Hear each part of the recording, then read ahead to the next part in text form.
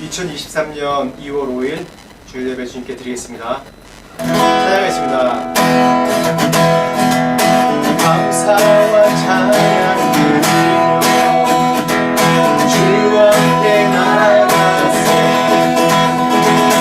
이고 관계하신 주님 그의 성소에서 주를 찬양해. 나팔 소리로 찬양하며 파와 승리로 온 우리는 모든 자마다 복만 걸다해. 주를 높이세. 주의 선하심 주의 선하심 인자하심이 주의 선하심과 인자하심이 영원하시로다. 주의 선하심 주의 선하심 인자하심이 주의 선하심과 인자하심이 영원하시로다. 다시 한번 합시다. 감사와 찬양이며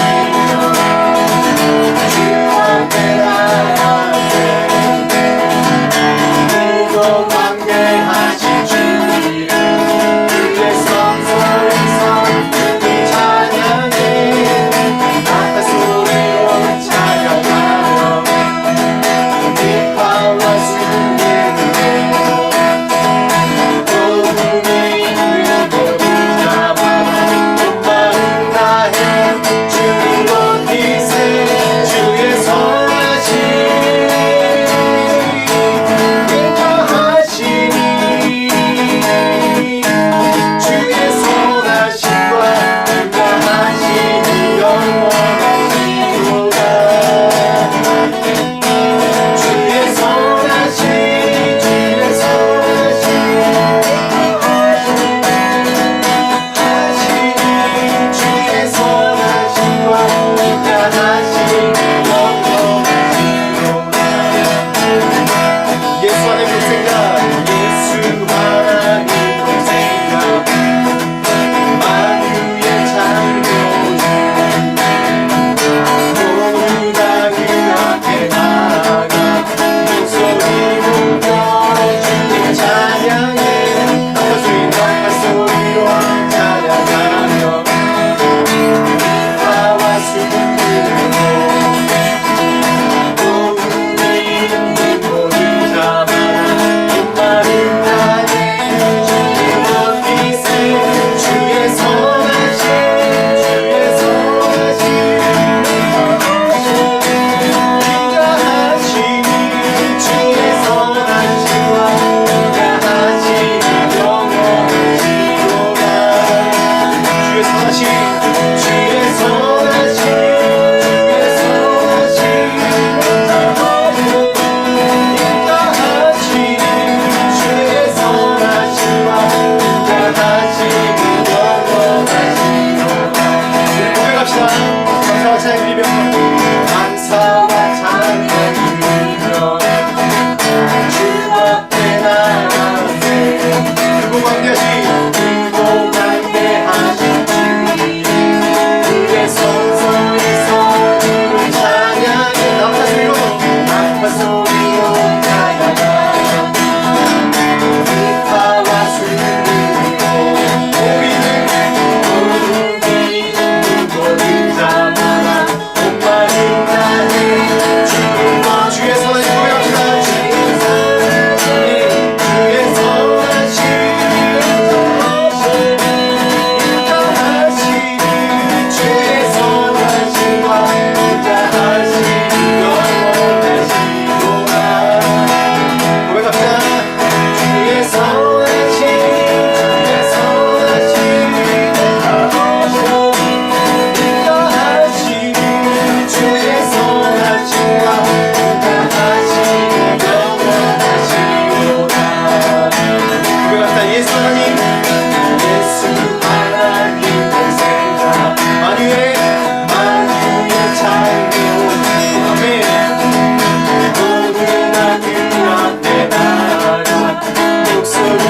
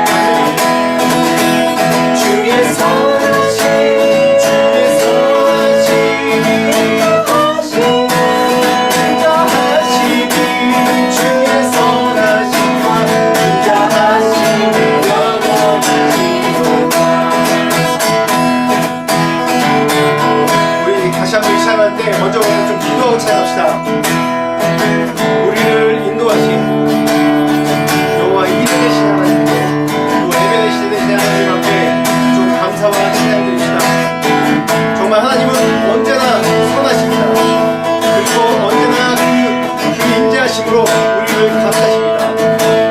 우리가 어떠한 인생인지 상관없이 하나님은 늘 우리에게 선하십니다. 그 선하심과 인자하심이 우리의 생애뿐만 아니라 또한 영원하신 그의 성품대로 영원하신 그런 하나님이십니다. 그래서 그 영원히 우리에게 선하시고 인자하시고 또 우리를 구원하시는 그런 하나님 앞에, 예수 하나님 독생자 앞에, 또한 만유의 창조이신 하나님 앞에 우리와 감사와 찬양과 영광을 드리며 감사합니다. 하나님 감사합니다. 그 인자하심과 그 선하심과 그 선하심이 영원하십니다. 그래서 하나님 다시 한번 이 앞에 감사드리고 모든 영광과 찬양을 올려드립니다. 그 영원하신 인자하심에 선하시고 주님 감사하시옵소서. 하나님이 선하심과 전치한 인자하심으로 하나님 그리스도를 감사하시고 주님 인도하여 주시옵소서. 참으로 주님의 선하심과 인자하심을 주시옵소서. 주님은 영원하신 분이시기에 주님 번치 않으신 분이시기에 제가 담대하게 주님 앞에 찬양과 영광을 올려드립니다. 주님의 선하심은 인자합니다. 그래서 다시 한번 주님 앞에 영광과 찬양을 올려드립니다.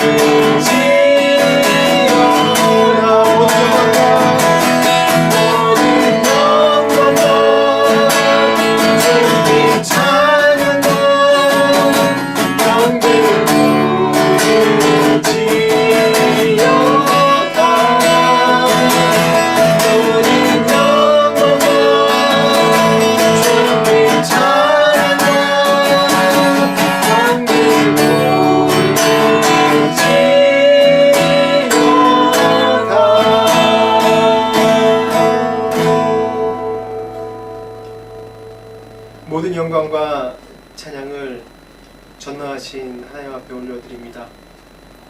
전능하신 하나님께서 이 예배도 주관하시고 사람이 많고 적음과 상관없이 주를 사모하는 자들이 모인 이 공동체 가운데 역사하여 주시옵소서.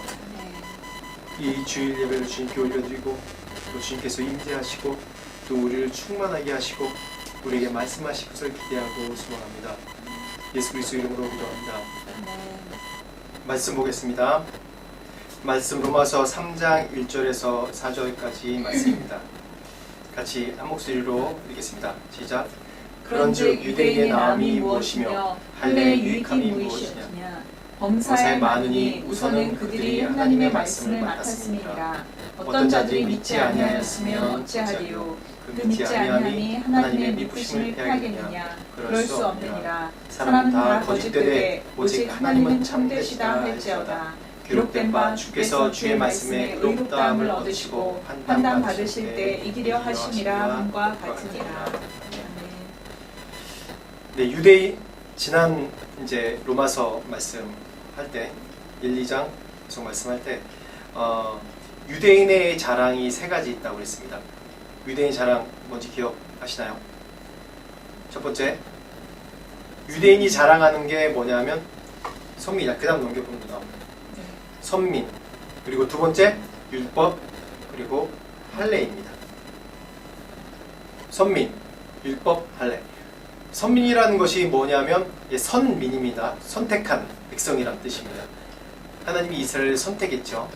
그래서 자신들은 선택받은 민족이라는 그런 자부심이 있었습니다. 자랑이 있었어요. 그리고 율법이 뭡니까?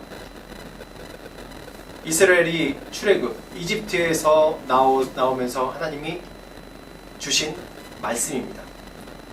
다시 얘기하면 하나님 주신 말씀이지만 이게 뭐냐면 그 나라를 이루는 법률이에요. 헌법 같은 거죠. 그래서 율법이에요.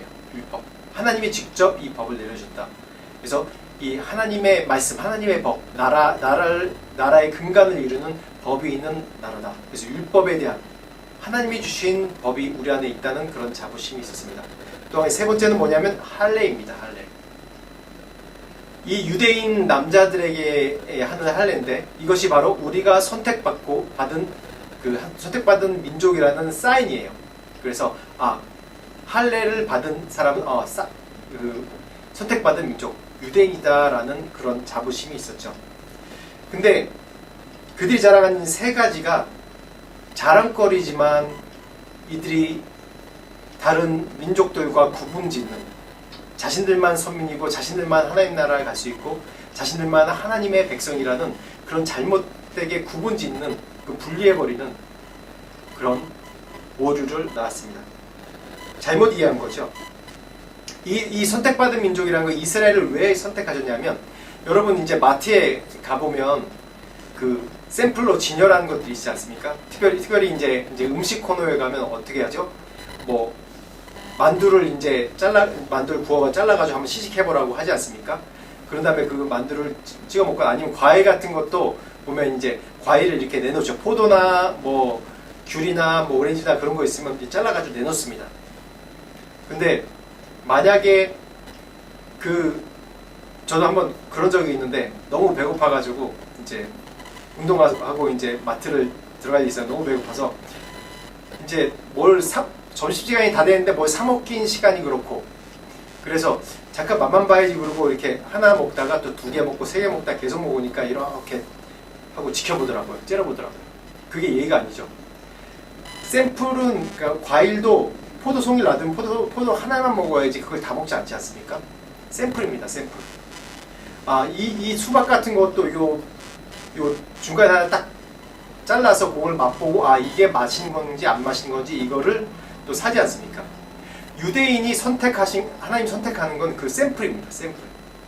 너를 통해서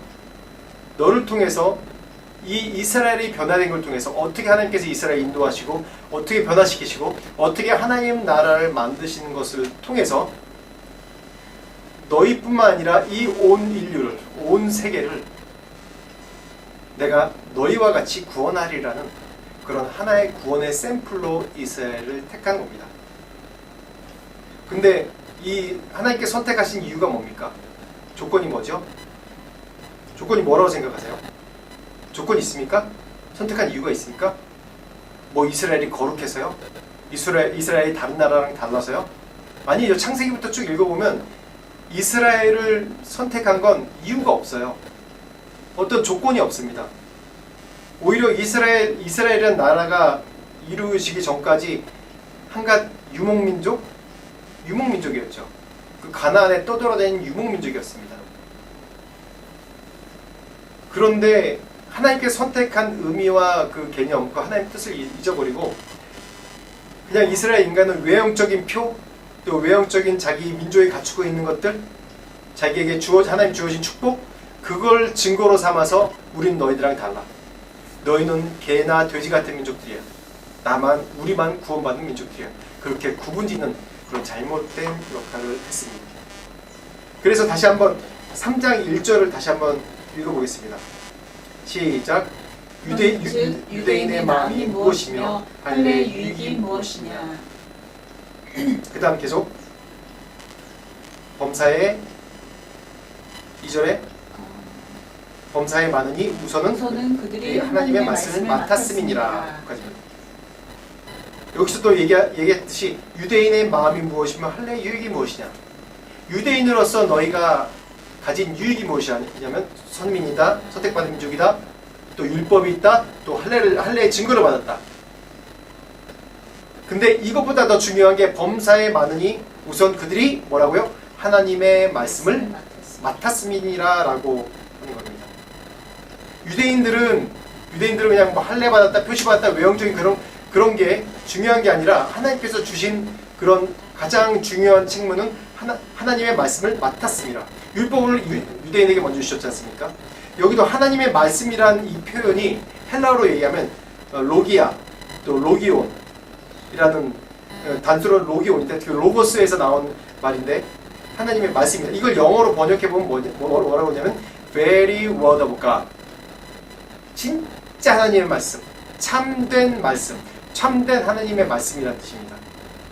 로기온이라는 단어를 쓰는데, 그래서 이 말씀이란 하나님의 말씀을 사람들이 어디까지 인식하고 어떻게 이해하느냐에 따라서 또 이 말씀이 각자에게 역사하는 게 다르고 또 그 시대마다 역사하는 게 달랐습니다. 이제 근대에는 크게 세 가지로 이 말씀에 대한 사람들이 성경 말씀에 대한 받아들이는 견해들이 있는데, 첫 번째로는 말씀이 무오한 겁니다. 아무 오류가 없다.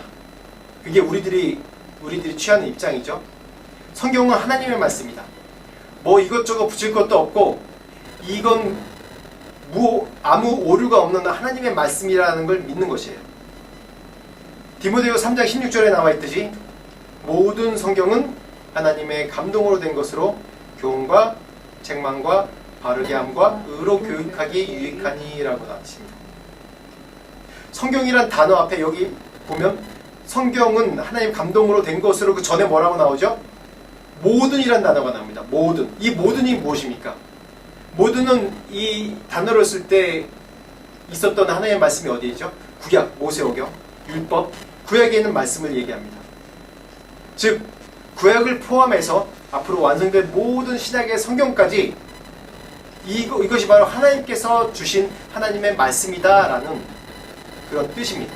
그게 첫 번째 우리의 복음적인 입장의 견해고요. 두 번째는 뭐라고 얘기하면 성경은 인간의 생각과 좋은 말과 좋은 뜻, 교훈과 그런 것을 모아놓고 그렇게 편집해놓은 집대성해놓은 책이다.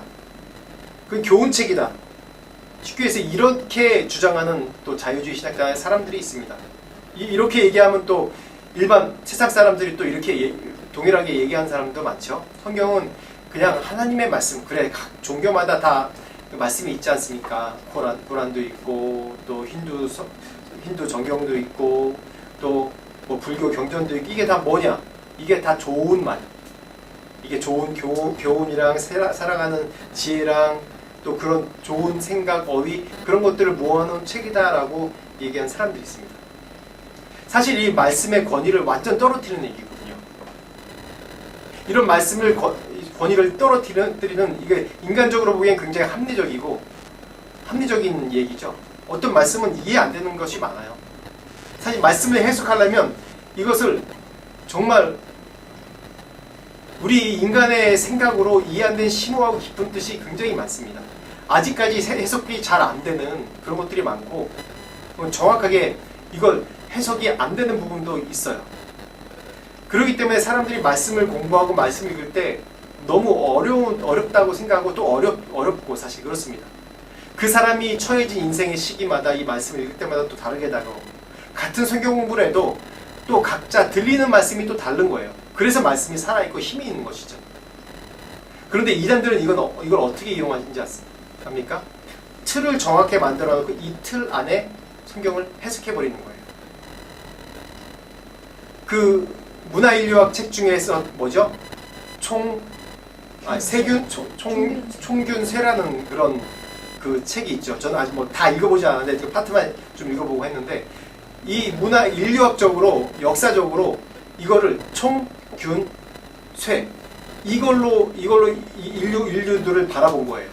그래서 해석한 거예요. 그럼 굉장히 또 설득력 있고 정말 이렇게도 해석할 수 있구나라고 이게 우리가 받아들입니다.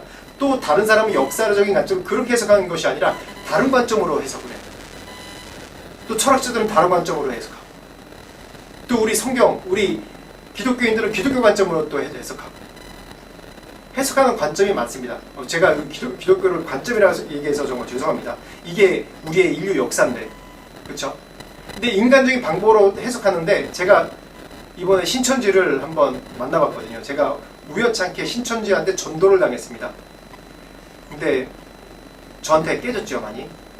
근데 그 사람이 얘기한 것들이 뭐냐면 성경을 자기의 틀의 몇 가지 단어로 해석하는 거예요. 인류 성경은 뭐 죄와 또 패배와 뭐 하나 또 뭐 천국과 이렇게 해석하는데 그 몇 가지 단어로 이렇게 해석할 수 있는데 어떻게 생각하십니까? 그렇게 얘기하더라고요. 그래서 제가 화가 나더라고요. 그 얘기를.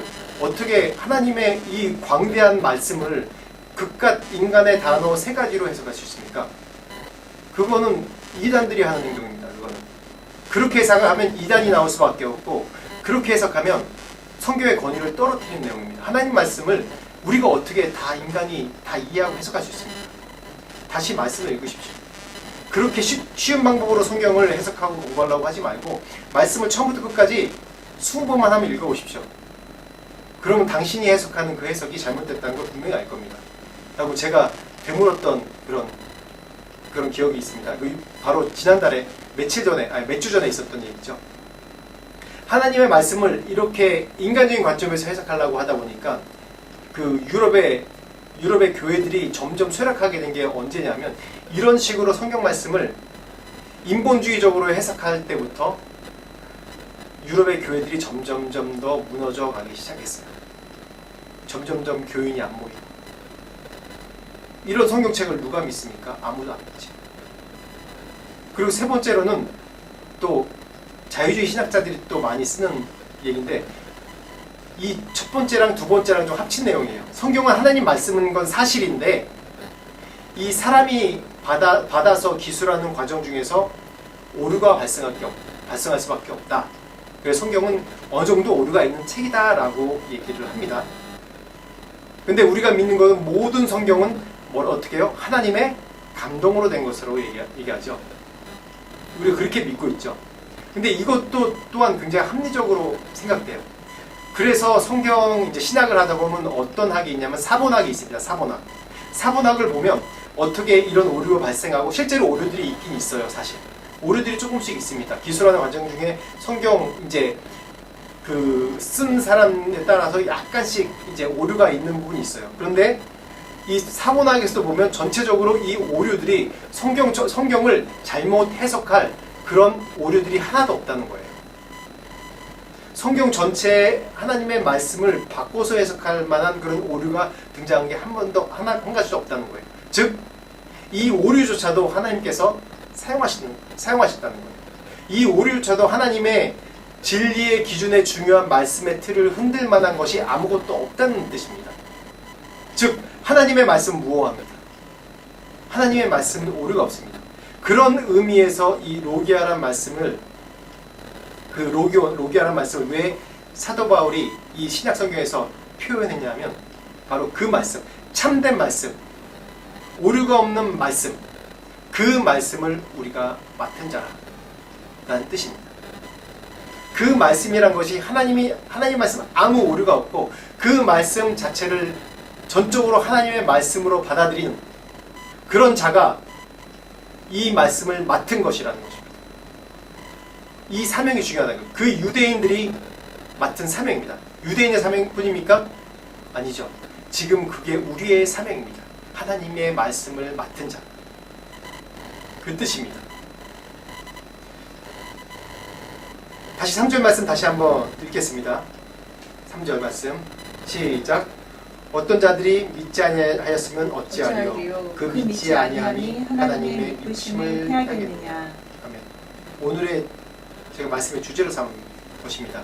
하나님이 미쁘시다. 미쁘시다는 단어는 많이 들어보셨죠? 미쁘시다는 뜻이 무엇입니까? 미쁘시다라는 사전적인 의미로 살펴보니까 미쁘다라는 얘기는 믿음성, 믿음이 간다, 믿음직하다, 믿음성이라고 써 있더라고요. 즉 사전적인 얘기로 하면 이 3절 말씀에 하나님의 미쁘심을 패하겠느냐라는 그런 그 문장을 사전적으로 얘기하면 하나님의 믿음을 누가 패하겠느냐라는 뜻입니다. 즉 하나님의 믿음입니다. 그 하나님은 어떠한 믿음이냐면 우리를 믿으십니다. 세상에서 제일 믿음이 좋은 분이 하나님입니다. 믿음이 정말 좋으십니다. 왜냐? 그 근거가 있어요. 근거 있는 믿음이 있어요. 왜냐하면 사실 우리에게 믿을 만한 건덕지가 없어요. 여러분 스스로도 보면 잘 아시지 않습니까? 저 자신을 봐도 믿을 만한 건덕지가 아무것도 없습니다. 하나님이 믿는 건 뭐냐면 자신의 성실을 믿고 자신이 전능하시기 때문에 자신이 약속한 것, 자신이 언약한 걸 모든 걸 지킬 수 있는 하나님이라는 걸 믿는 거예요. 본인 자신이 믿는 거예요. 본인 자신한테 신뢰가 있는 거예요. 전지전능하신 분이니까. 맞지 않습니까? 사람들은 좋을 때는 이 얘기 저희가 약속도 많이 합니다. 내가 특히 이제 결혼할 때, 이제 연애할 때 그렇죠. 내가 별도 따줄게. 내가 손끝에 물 하나 묻히지 않게 해줄게. 그냥 다 그럽니까? 다 거짓말이죠. 그냥 서로 용서하고 사는 거죠. 계속. 사람은 믿을 게 못해요. 우리에게 그런 믿을만하게 할 만한 실력이 있는 사람이 세상에 한 사람도 없습니다. 모든 사람이 서로에게 실망하고 모든 사람에게 서로에게 상처를 줘요. 내 자식도 내가 책임지겠다고 그러는데 자식도 끊임없이 우리가 자식에게 상처를 주고 또 자식은 끊임없이 부모를 용서하고 인생을 보면 상처투성이에요. 왜냐? 우리가 불안정하고 서로 믿을 만한 건덕지가 아무것도 없는데 서로 믿으려고 노력하기 때문에 계속 상처만 생기는 겁니다. 정말 그렇습니다. 우리가 돈에 대해서 거짓말을 많이 하는데 사실 다 그렇진 어떤지 모르겠지만은 어떤 사람이 돈을 빌리고 갚으려고 해요. 근데 망했어요. 요즘 시기 이제 세계 경제가 금리 올라가고 망하지 않습니까? 이게 어쩔 수 없는 상황이에요. 돈을 못 갚는 사람들이 많아져요. 점점. 그럼 그 사람은 사기꾼이라고 해서 돈 못 갚으면 법적으로 고소합니다. 사기꾼이 되는 거예요. 자기는 어쩔 수 없는 상황이라고 얘기하는데 법적으로 얘기하면 사기꾼이에요. 사기꾼. 내가 돈 꼭 갚을게. 이거 생명과 같은 돈이잖아. 네 돈이잖아. 내가 갚을게 하고 빌렸는데 어떻게 돼요? 사기꾼이 되어버렸어요. 제가 이 사기꾼이란 이제 소리를 들으면 저도 사기꾼이 된 적이 있었는데 사기꾼이죠. 제가 이거 말씀 준비하면서 참 마음 아픈 옛날 이제 인도에서 저희가 사랑하면서 계속 키우던 이제 우리 자매 선교사님이 한 분 있었는데 젊은 선교사님이 있었는데 사랑하면서 너무 이제 순종도 잘하고 성품도 좋고 너무 사역도 열심히 하고 잘하는 열정 있고 그런 또 영어도 잘하고 그런 자매 선교사님이 있었어요. 근데 저희 그 자매 선교사님이 이제 안식년이 이제 가까워서 저희 부부가 기도하면서 이제 그 다음 스텝, 그 다음 길을 어떻게 하는 게 이 선교사의 잠재력을 잘 발휘할 수 있고 또 더 이제 정말 언어적으로 뛰어나고 사역적으로도 너무 열심히 있고 순수하고 좋은데 어떻게 하면 좋은 선교사로 이제 기회를 줄 수 있을까? 우리에게는 한계가 많은데, 내가 줄 수 있는 한계 많은데, 그러다가 어느 이제 그 여자 교수님이랑 연결돼서 또 알게 돼가지고 연결해줬어요. 그래서 위탁을 했죠. 위탁을 했는데 얼마 지나지 않아 그 교수님에게도 참 문제가 여러 가지 걸린 게 문제가 많은 걸 알고 또 그걸 인해서 또 그 자매 선교사님들이 큰 상처를 받았어요. 쫓겨나기도 하고. 그래서 결국 제가 소개해준 위탁한 분이 그렇게 되니까 제가 잘못했다고 되게 미안하다고 이 자초지종을 다 사과를 하고 그러는데 뭐 인연이 끊긴 상태입니다. 제가 사기꾼이 된 거죠. 나쁜 사람이 된 거죠. 그 얘기하면 참 마음이 아파요. 저는 제가 그 교수님을 믿고 저도 그 교수님으로부터 많이 치유도 받고 회복된 것도 많고 제 간증도 있고 그렇기 때문에 위탁하고 맡겼는데 결국 보니까 사람을 믿을 게 못된 거예요. 또 결국 제가 같이 했던 그 선교사가 저를 리더로 믿고 저를 믿고 저의 말에 신뢰하고 그 교수님한테 갔는데 결국 쫓겨나고 또 큰 상처를 받고 또 나갔던 걸 볼 수 있어요. 그걸 보면서 정말 사람은 신뢰할 게 없구나. 신뢰할 건덕지가 아무것도 없구나. 그래서 예수님께서 우리에게 말씀하실 때 너희들이 맹세하지 마라. 하늘로도 맹세하지 뭐 아버지로 맹세하지 말고 너로도 맹세하지 말라라고 얘기하지 않습니까? 왜냐? 우리 인간은 너무 한계가 많고 늘 죄인이고 우리에게 믿을 만한 건덕지가 하나도 없기 때문입니다. 그렇지만 하나님은 다르시죠. 어떠십니까? 이쁘십니다. 그 사랑을 약속하신 대로 성실하게 우리에게 실행하시는 전지전능하신 분입니다. 가끔 저도 사역할 때 한계가 느낄 때가 참 많아요. 이랬으면 내가 더 좋을 텐데.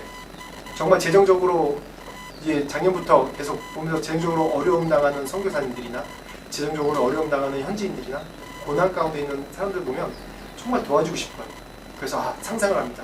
내가 트럼프 같이 돈 많았다면 내가 막 저기다 건물도 짓고 막 이렇게 해줄 수 있을 텐데 그러면 이거 다 도와줄 수 있고 그렇잖아. 그 사람이 가난하든 어쨌든 상관없이 내가 할 수 있는 대로 도와줄 텐데. 또 어떤 사람은 비자가 어렵거나 그런 거 보면 내가 권력자가 됐으면 말 한마디면 이런 비자 같은 거 다 해결해 줄 텐데 이런 법적인 어려움 다 해결해 줄 텐데 막 그런 생각도 했었어요. 제가 한번 코로나 바로 전 2020년 2월 달에 이제 인도를 들어간 적이 있습니다. 제가 인도에 있는 사람들 훈련시키려고 이제 한국에 있는 두 분 이제 손님으로 모시고 이제 들어간 적이 있는데 그때 이제 그 인도 한 주의 주지사의 그 초청장 그 레터를 가지고 들어갔어요. 원래 인도 들어갈 때 관광객이 오든 아니 누가 오든 인도는 이미그레이션에서 그 출입국 갈 때 그 관리하는 그 사람이 이제 갑이에요. 그래서 아무리 관광객으로 미국 사람이어도 누구 오든 자기가 취소하고 싶으면 취소해버려요. 막 돌아가. 나 안 받아. 그렇게 해도 상관없어요. 누구나 다 막 받고 그러지 않아요. 그래서 그 앞에 가면 겸손하게 정말 겸손한 마음으로 이제 네 이거 좀 잘 봐주십시오. 네 얘기하면서 그렇게 얘기를 해야 돼요. 그게 또 인도 문화예요. 그게 또 자기 칼자루 준 사람이 마음대로 하는 게 또 인도 문화 중에 하나예요. 그런데 또 긴장하는 마음으로 들어갔죠. 제가 2016년도에 또 추방당한 것도 있고 그래서 긴장하는 마음으로 어떻게 할까 또 한국분 이제 두 분도 같이 모시고 들어가니까 근데 딱 앞에 갔는데 여전히 이제 인도 이미그레이션에서 딱 인상 딱 쓰고 한번 딱 보면서 어떡하러 왔냐 그러더라고요. 그래서 그때 긴장하는 마음으로 제가 그 주지사 초대장을 딱 내밀었습니다. 내밀었을 때 딱 보더니 이거 거짓말 아니야 그러더라고요. 진짜라고. 그 밑에 전화번호 있는데 확인해 본다고 전화 막 하더니 갑자기 딱 확인하더니 뒤에 있는 두 사람 추천받은 거냐고. 맞다고. 그러니까 제일 앞으로 인도하더라고요. 인도에서 그냥 무사 통과한 거 볼 수 있어요. 힘이 있으니까 뭐든지 가능하더라고요. 그런 거 보면서 제가 통장에 여유가 있으면 이제 마트를 가더라도 어떤 거 싼 거 살까 고르지 않고 어떻게 사요? 품질 좋고 또 내가 먹고 싶은 거 사지 않습니까? 그리고 어딜 가도 막 사람들에게 대접도 하고 막 그래요. 없을 때는 내가 대접해야 되는데 못하니까 사람들 안 만나게 되고 그렇게 여유가 없더라고요. 그게 우리의 인간의 한계입니다. 우리 상황에 따라서 우리가 바뀌는 것이. 그러나 하나님은 어떻습니까? 전지전능하신 분이에요. 우리가 어렵든지 우리가 어렵지 않든지 다 하나님께서는 우리의 모든 것을 다 해결해 줄 수 있는 분이에요. 그러나 사람은 얼마나 연약한지 아담을 보십시오. 아담에게 약속하셨어요. 아담에게 이 지구상에 있는 창조물 네가 다스려라. 위탁하셨어요. 근데 어떻게 됐어요? 에덴 동산에 살면서 창세기 3장을 넘어가지도 못하고 어떻게 돼요? 죄를 짓지 않습니까? 죄를 져요. 실패합니다. 근데 하나님은 어떻게 해요? 아담과 하신 약속, 네가 선악과를 따먹지 않으면 네가 이곳에서 어떻게 살 것이라는 약속하셨는데 선악과를 따먹고 말죠? 근데 하나님은 어떻게 하십니까? 내쫓습니까? 다른 인류를 만듭니까? 아니죠. 약속을 갱시하셨어요. 그래서 그 아담 이후로 타락한 인류를 구원하시기 위해서 지금까지 하나님께서 기다리시고 예수 그리스도를 보내주시고 또 마지막 때 우리를 구원하리라고 말씀하지 않습니까? 그게 왜 그래요? 하나님은 전지전능하시기 때문에. 다시 얘기하면 난 자신 있어. 너희들이 타락하고 네가 너에게 이런 좋은 것을 했는데 네가 타락하고 안 돼도 난 자신 있어. 널 변화시켜. 내가 널 구원할 자신 있어 라는 뜻입니다. 아브라함이 어때요? 아브라함이 뭐가 있어서 믿음의 조상이 됐습니까? 아니죠. 아무것도 없는 사람이었어요. 오히려 아버지가 우상을 팔고 우상을 섬긴 사람 아니었습니까? 그 밑에서 조수를 일했어요. 근데 어떻게 됐죠? 하나님이 부르셨을 때 순종하면서 갈대아우를 나갔어요. 그 순종한 거 하나밖에 없어요. 그런데 하나님이 어떻게 만드셨습니까? 믿음의 조상. 아브라함이 믿음이 좋아서 믿음의 조상입니까? 아니죠. 아브라함이 믿음이 좋아서 믿음의 조상이 아니라 하나님이 믿음이 좋아서 아브라함을 믿음의 조상으로 만드신 겁니다. 믿음이 얼마나 하나님의 설득 과정인가 가장 잘 설명해 주는 인물이 아브라함입니다. 야, 내가 믿음이 있어. 내가 이런 하나님이야. 내가 너에게 아들 줄 거야. 네, 믿습니다 라고 그랬다가 또 흔들려 버리지 않습니까? 그래서 종에게서 또 아들을 낳고 이게 하나님 주시는 아들인가 보다. 하나님 또 설득하세요. 계속 아니야. 난 너를 통해서 아들을 낳을 수 있어. 네가 100세가 돼도 상관없어. 내가 너의 주리라. 결국 100세 때 주지 않습니까? 아들 하나밖에 없는데 이 아들 하나로 큰 민족을 이룰 거야. 계속 하나님이 설득을 하세요. 아브라함. 계속 설득하는 과정 중에 결국 그 믿음으로 의롭다 여김을 받았다라는 그때부터 아브라함은 믿음의 조상이 된 겁니다. 하나님이 계속해서 그 믿음을 내가 이런 전능한 하나님이야. 계속 설득하는 과정이에요. 계속 아브라함. 그 과정 중에 아브라함이 믿음의 조상이 된 것입니다. 아브라함이 믿음의 조상이 된 것이 아니라 하나님께서 자신이 있으셨어요. 하나님이 어떤 전지전능한 하나님이고 내가 모든 걸 다 보여주신 하나님인데 그래서 아브라함한테 맞게 설득을 계속 하신 거예요. 기적을 보여주시고 계속 증거를 보여주세요. 그러면서 아브라함이 결국 믿음의 조상이 됐습니다. 야곱은 어떻습니까? 야곱을 얘기할 때 보면 정말 이 성경의 인물 중에 가장 뺀질거리고 비겁하고 야비한 자기 입속만 챙기는 그런 인물로 우리가 평가할 수 있죠. 그 야곱이 또 내 자신이나 마찬가지죠. 또 야곱이 어떻습니까? 형을 속이고 아버지를 속이고 장자권을 쟁탈했죠. 그런 다음에 어떻게 했죠? 어머니의 도움으로 도망갔습니다. 도망가서 벌판에서 외롭게 산길로 다니다가 어떻게 해요? 이 벌판에서 그냥 잠이 들지 않습니까? 근데 당시에는 이제 나그네 환대법이라는 게 있어서 자기가 혼자 다녀도 어느 집에 들어가면 환대를 받으면서 거기서 이제 하루 머물 수 있어요. 그때는 이제 숙박시설이 이제 발달하지 않은 때라서 나그네가 들어오면 나그네를 환대하면서 그 집에 머물게 해야 돼. 안 그러면 이게 공동체 수치로 여깁니다. 근데 야곱은 길거리에 잤어요. 그 얘기는 무서워서 어디 의지할 때도 없고 혼자 고립됐다는 겁니다. 근데 그때 하나님이 나타나시죠. 창세기 28장 13절부터 15절 말씀 한번 보겠습니다. 시작. 또 본즉 여호와께서 그 위에 서서 이르시되 나는 여호와니 너의 조부 아브라함의 하나님이며 이삭의 하나님이라. 내가 누워 있는 땅은 내가 너와 내 자손에게 주리니 내 자손이 땅의 티끌같이 되어 내가 서쪽과 동쪽과 북쪽과 남쪽으로 퍼져나가치며 땅의 모든 족속이 너와 내 자손으로 말미암아 복을 받으리라. 내가 너와 함께 있어 내가 어디로 가든지 너를 지키며 너를 이끌어 이 땅으로 돌아오게 할지라. 내가 네게 허락한 것을 다 이루기까지 너를 떠나지 아니하리라 하시니라. 하나님께서 뭐라고 그랬죠? 내가 너와 함께 있어 내가 어디 가든지 너를 지키며 너를 이끌어 이 땅으로 돌아오게 할지라. 내가 네게 허락한 것을 다 이루기까지 너를 떠나지 아니하리라 하신지라. 하나님이 일방적인 약속이죠. 일방적. 하나님이 아브라함을 선택하시고 그 자손에게 축복하시고 네 자손을 통해서 이스라엘 이루고 또 온 민족이 복을 받으리라. 그 말씀 약속을 이루시려고 이 되지도 못한 이 야곱을 직접 찾아가셔서 내가 너를 떠나지 아니하리라 라고 말씀하고 약속하십니다. 하나님은 자신 있으셨어요. 이렇게 비겁하고 야비한 야곱도 하나님 자신이 있어요. 믿음이 있어요. 내가 야곱을 변화시켜서 이스라엘의 조상이 되게 하리라. 그런 자신이 있었어요. 그래서 어떡합니까? 그런데도 돌베개 베고 잠자고 일어나서 이 약속을 들었는데도 불구하고 이 성숙지 못한 야곱은 뭐라고 해요? 20절부터 22절 봅시다.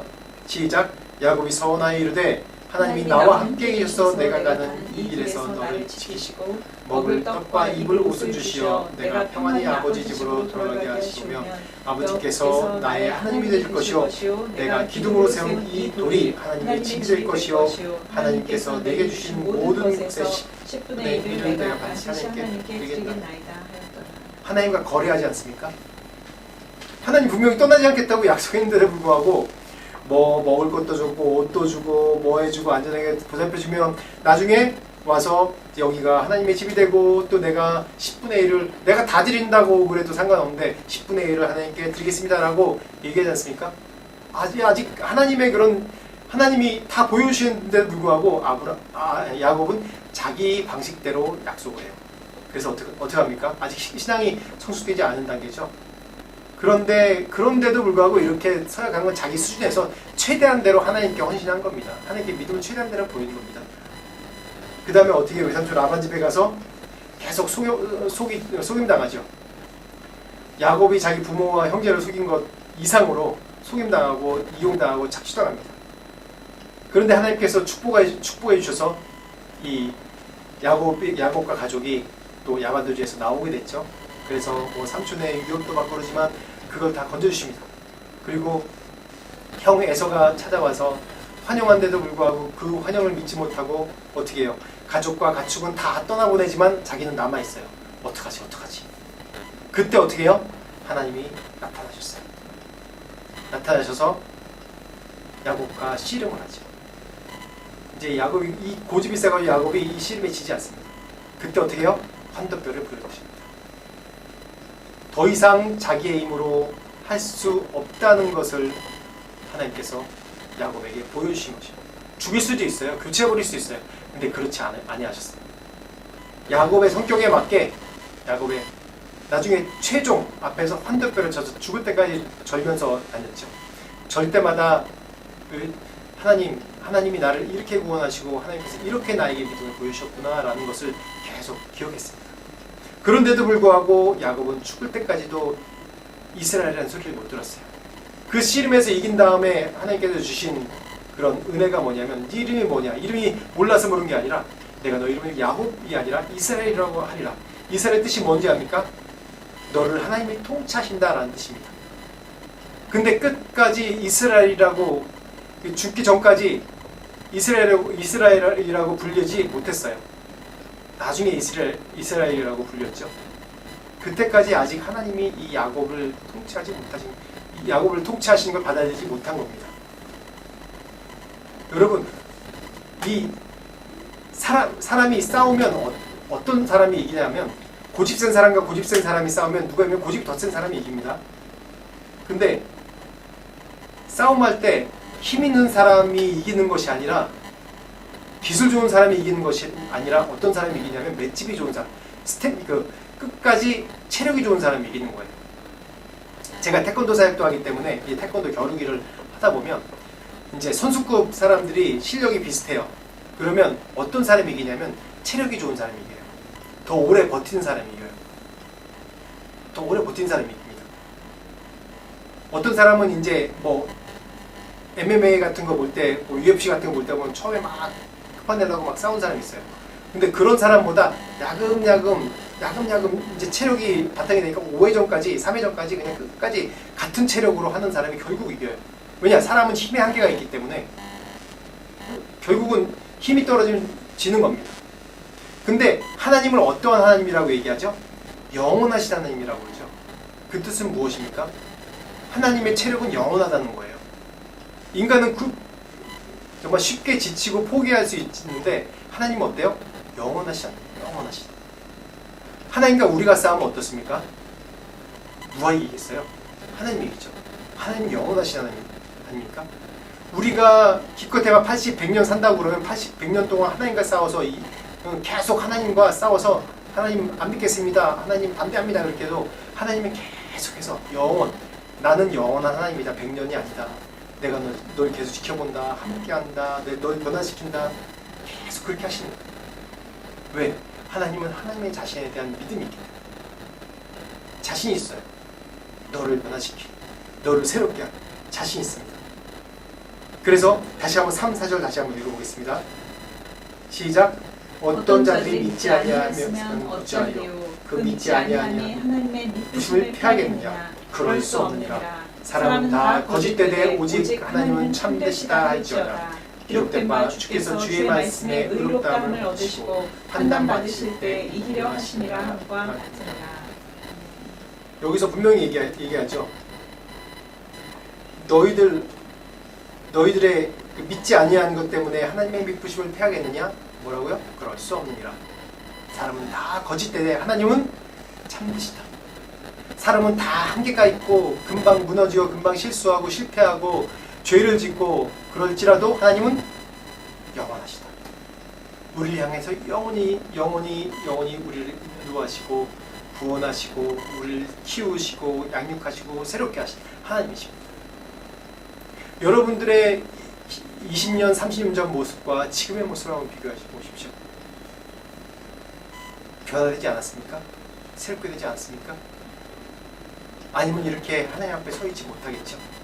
저 또한 제 자신을 보면서 20년, 30년 전 모습과 또 지금 모습 보면 너무나 많이 달라져 있고 더 하나님을 앞에 나가 있고 내가 하지 않을 것 같은 것까지 하나님 앞에 헌신하고 하는 모습들을 보는 게 있어요. 하나님은 선하시고 의로우시고 또 인자하심이 어떻다고요? 영원하신 하나님입니다. 그 하나님이 어떤 하나님이라고요? 메이저스티, 전지전능하신 하나님. 하나님께서는 부족함이 아무것도 없어요. 부족함이 없어요. 그래서 우리는 우리 안에 서로 하는 말들이 격려하고 신뢰하고 소망하는 얘기를 해야 됩니다.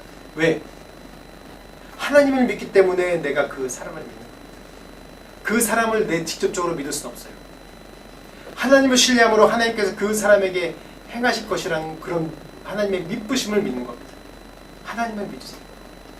내 자신을 못 믿겠거든 내 자신을 믿지 마세요. 내 자신에게 뭘 믿을 수 있겠습니까? 무슨 선한 것이 나올 수 있겠습니까? 하나님을 믿으세요. 하나님께서 나를 인도하시고 나를 바꾸시고 나를 주님의 도구로 사용하시고